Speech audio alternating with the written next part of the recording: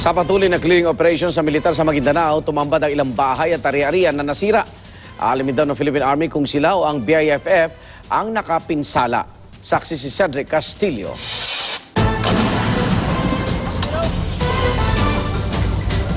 Lalong humahaba ang listahan ng mga apektado ng opensiba laban sa BIFF kabilang ang mga sibilyan.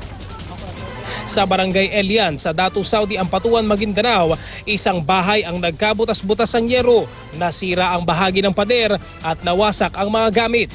Higit na malaki raw kasi sa bala ang tumama ayon sa mga residente. Patunay ang malaking uka na ito na posibleng dulot daw ng artillery na pinaputok pasado alas 8 gabi ng Biyernes. Ito na tamaan ng bomb. 1.5. Ito. Tapos yung dito banda, yung mga bahay dito, yun ang natamaan. Pati dyan. Ang bahay namang ito, tuluyang nagiba. Halos bumigay rin matapos mabutas ang katabi nitong pader na bomba rin di umano ang nakapinsala. Nang tanungin naman kung nasaan ang crater o butas na likha ng bomba, nasa ilalim daw ng debris dahil direct hit daw ang bahay. Nagilagtangkay. Ang gusto niya matulungan daw para maayos yung bahay nila eh. Kaya alam niyo, wala-wala sila. At sa paglibot naman sa komunidad, nagkalat ang bakas ng bakbakan. May mga nilipad na piraso ng yero, mga niyog na hindi kinaya ang matatalas na shrapnel at 6 pang mga crater. Mas nagilakangkay sa Matulungan sila sa lahat ng kinakailangan nila dito kasi hindi sila makabalik dito. Natakot sila. Military, sana sisiguraduhin nila saan sila magbagsak ng 105 kasi kawawa rin may mga sibilyan. Wala naman silang kamali-mali sa ganitong nangyayari. Iniimbestigahan na ng 6th Infantry Division ng Philippine Army kung sa kanila ba galing o sa kalaban ang mga puminsala sa mga bahay. Hindi pwede yan sa namin sa doktrina, lalo na pag built up areas.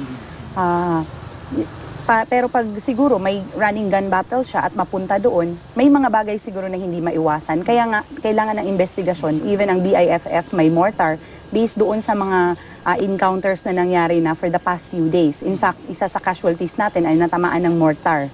Sa pagsiklab pa lang ng opensiba ng militar laban sa BIFF, coordinated na raw sa local government units ang evacuation para matiyak na walang sibilyan na tatamaan. Pumasok na sa ika-12 araw ang opensiba sa Maguindanao pero hanggang sa ngayon ay pagsubok pa rin daw sa AFP ang paglabas-pasok ng mga sibilyan sa mga area na sakop ng bakbakan.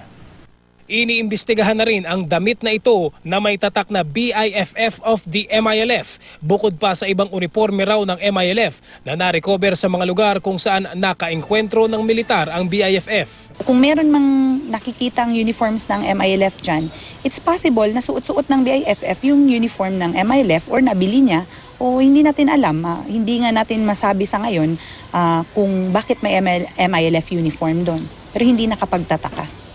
Sinusuri na rin ang DNA sample ng isa sa mga napatay ng Marines noong linggo para makumpirma kung siya nga o kamukha lang ang Singaporean terrorist na si Muhammad Ali alias Muawiya.